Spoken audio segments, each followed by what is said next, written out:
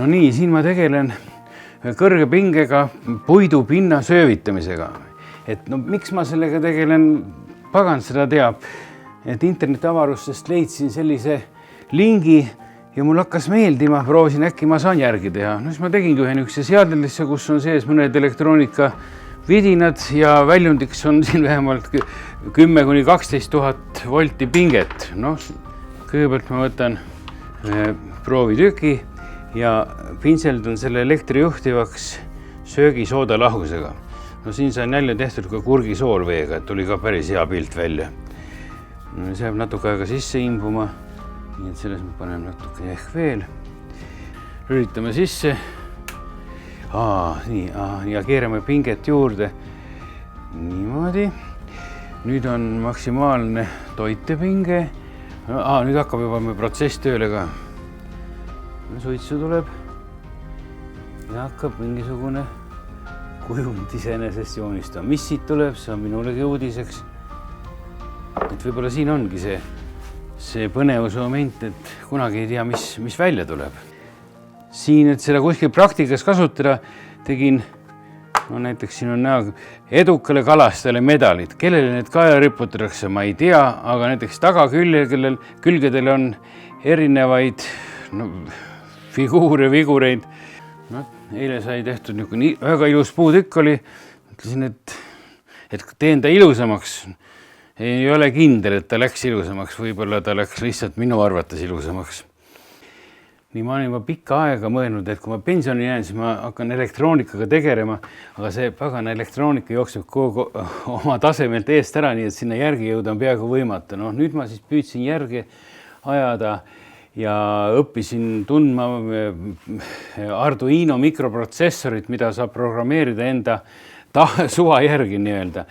Selles võideva karbis ongi praegu üks display pluss Arduino mikroprotsessor, millele on kirjutatud pikk kood, et ta teeks täpselt neid asju, mis vaja on. Üldiselt on nii, et ta on üks vana elektritrelli statiiv, mille külge ma panin siis küttekehad, andurit ja igas muid asjad ja praegu on seal all üks trükiplaat, millega ma saan söövitada näiteks selle kalamedali pilti nii-öelda. Kui hea see välja tuleb, kohe vaatame. See jäi kinni. No tuli niisugune asi. Ja selle mikroprotsessoriga ma saan 100–350 kraadini 1 kraadise täpsusega anda ette temperatuuri ja näidata, millal ta sisse välja lülib. Mu isa oli kinoamatöör juba väga ammu enne sõda, on meil kodus tehtud filmid, perekonnakroonikad ja muid asju. Ja selleks, et kõik seda minevikku tänapäeval oleks võimalik vaadelda, ma ehitasin ümber erinevaid kinoprojektoreid, et saaks selle filmimaterjali digitaliseerida. No selleks oli igasuguseid ümberehitused vaja teha ja siin on isegi praegu antud juhul 8 mm kinoprojektor, aga on filme, kus ma 10-aastaselt oma õega Õisu järvel püüan kala.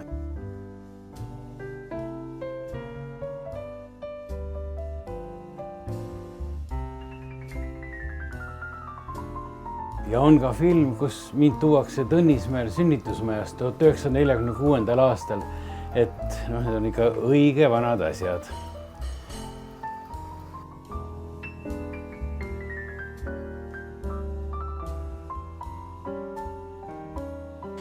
Eks ma olen elus teinud igasuguseid erinevaid asju. Põhjendust on väga raske leida, milleks mõni asi valmis tehtud on, aga siin on üks häälitsev õng, tali kalapüügis Pärnus, igatahes ta ennast on hästi õigustanud. Kahjuks ta teeb küll ainult lehma häält. Kui kala juhtub võtma, siis ta annab heliga märku. Siin ma olen teinud mingid üle-eelmine aasta oli mingi spin-tuube oli kõva märksõna. No siis ma olen siin freesinud ja treinud spin-tuube nii-öelda röövkala püüdmise vahendeid, ega ma nendega midagi eriti kätte pole saanud. Aga siin on hoopis vana ajalugu, mis on võib-olla aasta no 20, 30, 40 aastat tagasi püüti nendega hästi madalas vees Saunja lahes, Matsalu lahes. See on pehme Mustamäe paneelmaja vuugikummist tehtud, raskuses keskele vaskplekk 1,2 millimeetrit ja mõni isend, kui ma mäletan, püüdis niivõrd hästi, et lausa hirmus oli. Nii et see on üks liigendiga hästi vana tehtud, nagu ma ei tea, kas nüüd pole ma seda küll enam 15 aastat vette pannud, aga tasuks ehk proovida. Või selline land, see on nagu pupujuku jonnipunn, mis alati ujub nii hästi paksu kõrke vahel, siin on siatinast all üks raskus ja see ise imiteerib mingist konne või ma ei tea mida, aga sellega saab tihedas roostikus. See noateritaja tegin, no näitan, noaterit, see võtab ideaalselt kiiresti saab noa juba hääle järgi on kuulda, et see mitte ta ei terita, vaid ta lõikab laastu, näed siin. Metallilaast tuleb ja nuga on nii terav, et ikka on terav.